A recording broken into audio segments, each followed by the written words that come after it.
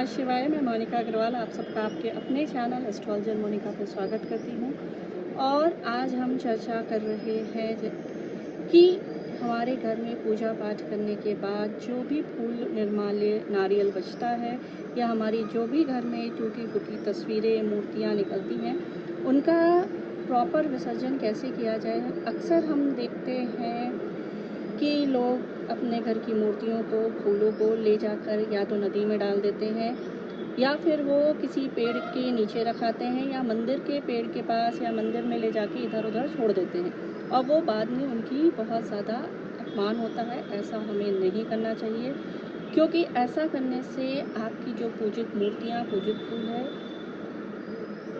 किसी ना किसी के पैर के नीचे आ सकते हैं। उसकी पूजन ना होने की वजह से प्रॉपर विसर्जन ना होने की वजह से आपको वो दोष देते हैं और आपके जीवन में कई तरीके की समस्याओं को लेकर के वो आ सकते हैं।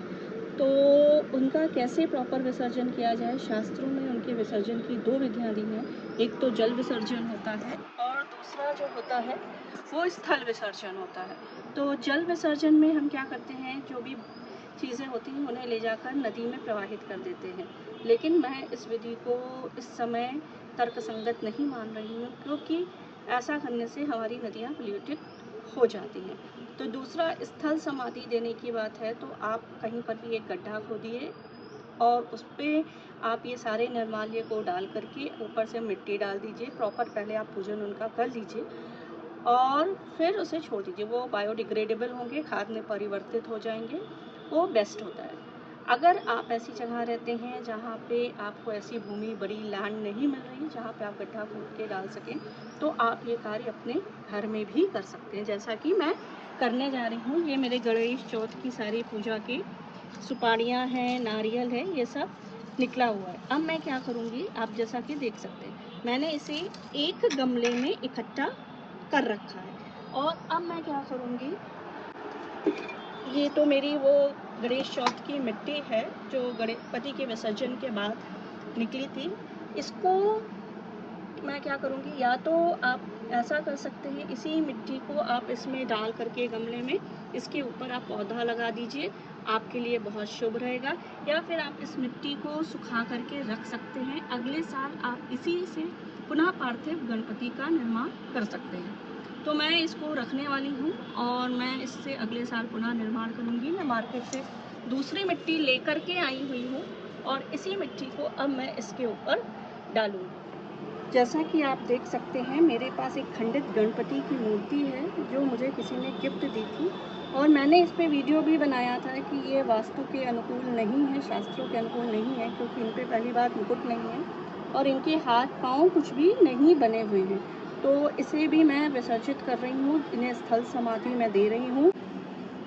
तो ये आप देख रहे हैं बैग है, प्रॉपर चुनरियाँ और वस्त्र हैं। तो इन्हें मैं क्या करूँगी, गमले में नीचे की ओर बिछा दूँगी। सबसे पहले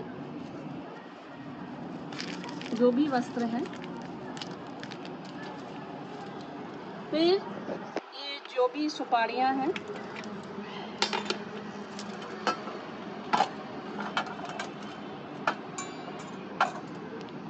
इनको भी मैं इनमें डाल दे रही हूँ।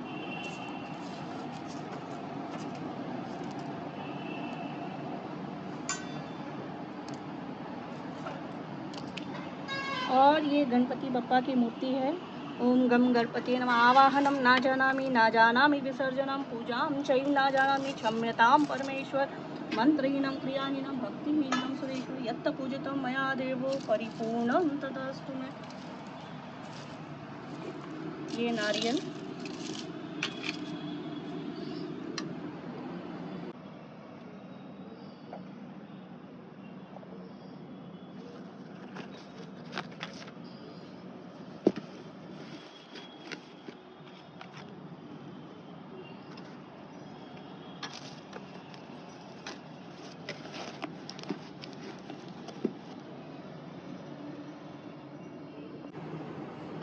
और अब मैंने उनमें मिट्टी डालकर प्रॉपर कवर कर दिया।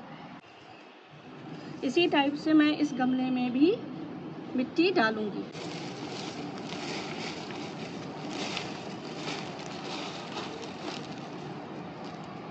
और इसे कुछ दिनों के लिए मैं छोड़ दूंगी ताकि अंदर प्रॉपर खाद बन जाए।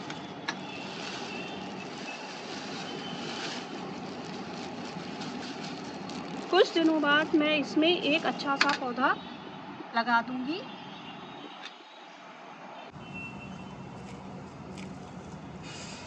आप चाहें तो लेयर बना करके एक मिट्टी की लेयर, उसके ऊपर ये फूलों की लेयर, फिर एक मिट्टी की लेयर और फिर एक फूलों की लेयर करके भी आप डाल सकती हैं। ऐसा करके आप कुछ दिन अगर आप छोड़ देते हैं तो एक अच्छी खाद के साथ आपका गमला तैयार हो जाएगा। क्योंकि मैंने इसमें काफ़ी दिनों से ऐसे ही फूल छोड़ रखा था तो आप ऑलरेडी काफ़ी वो गल चुके थे, तो मैंने इनमें डायरेक्टली मिट्टी डाल दी। अब कुछ दिन छोड़ने के बाद मैं इसको अच्छे से मिक्स करूँगी और इसमें एक पौधा लगा दूँगी। अब देखिए एक फूल ऐसा है जिसमें मुझे लग रहा है कि बीज काफ़ी मैच्योर हो चुके हैं, पक गए हैं। हो सकता है इसको अगर मैं गमले में डाल दूँ तो ये पौधे बन सकते हैं, स्प्राउट्स इसमें हो सकता है। तो मैंने जो है इसे अंदर बहुत ज़्यादा ना डाल के ऊपर से ही इनको वो किया है ताकि प्रॉपर हवा और पानी मिल सके, इसकी वजह से इसमें स्प्राउट्स आ सकें। और इसमें हो सकता है, देखते हैं कुछ दिन में अगर आता है तो मैं आपको ज़रूर बताऊंगी।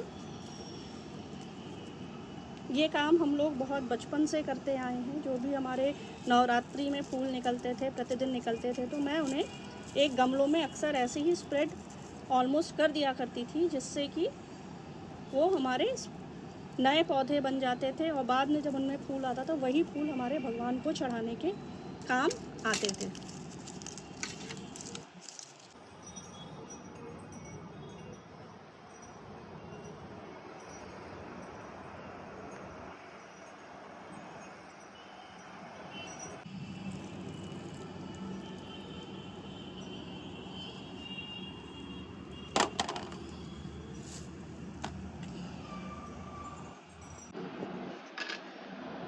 तो आशा करती हूँ आपको ये वीडियो ज़रूर पसंद आया होगा। इसे लोगों के साथ शेयर ज़रूर करें ताकि लोगों में जागरूकता आए और वो निर्माल्य को इधर उधर ना फेंकें, भगवान का अपमान ना करें, प्रदूषण जल में ना फैलाएं, चाहे वो नर्मदा नदी हो, चाहे वो गंगा नदी हो।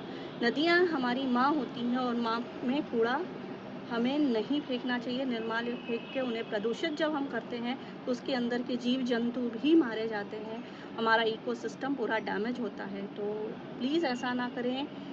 इस वीडियो को ज़्यादा से ज़्यादा लोगों के साथ शेयर करें और अपने जीवन में अपनाएं। इस इको फ्रेंडली वे से आप गणपति सेलिब्रेट भी कर सकते हैं, कोई भी फेस्टिवल सेलिब्रेट कर सकते हैं। कोई भी निर्माल्य आपके घर में है उसका आप प्रॉपर विसर्जन कर सकते हैं और पॉजिटिविटी को मेंटेन रख सकते हैं। नमस्कार।